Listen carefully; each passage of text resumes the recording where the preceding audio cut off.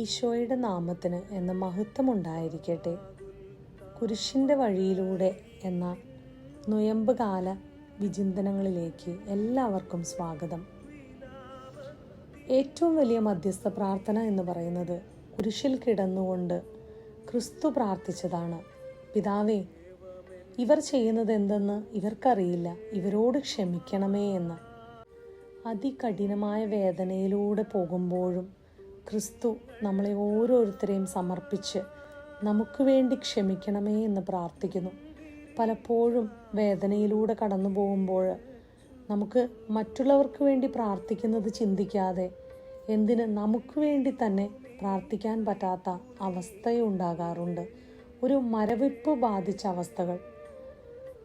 ഇന്നത്തെ ദിവസം നൊയമ്പിൻ്റെ ഈ കാലഘട്ടത്തിലൂടെ കടന്നു പോകുമ്പോൾ നമുക്ക് നമ്മുടെ വേദനകളെല്ലാം ഈശോയുടെ കുരിശിലേക്ക് സമർപ്പിക്കാം. അതോടൊപ്പം തന്നെ ഇതേ തരത്തിലുള്ള വേദനയിലൂടെ കടന്നു പോകുന്ന ഓരോ വ്യക്തികളെയും നമ്മുടെ പ്രാർത്ഥനകളോടുകൂടെ ചേർത്ത് വെച്ച് നമുക്ക് പ്രാർത്ഥിക്കാം. അങ്ങനെ ആരെങ്കിലും നമ്മുടെ ജീവിതത്തിൽ കണ്ടുമുട്ടിയിട്ടുണ്ടെങ്കിൽ അവരെ പ്രത്യേകമായിട്ട് സമർപ്പിച്ച് അവരുടെ പേര് പറഞ്ഞ് നമുക്ക് അവർക്ക് വേണ്ടി ഇന്ന് പ്രാർത്ഥിക്കാം. ക്രൂശിതൻ നമ്മളെ ഓരോരുത്തരെയും അനുഗ്രഹിക്കട്ടെ. ഈശോയുടെ നാമത്തിന് മാത്രം എന്ന് മഹത്വമുണ്ടായിരിക്കട്ടെ.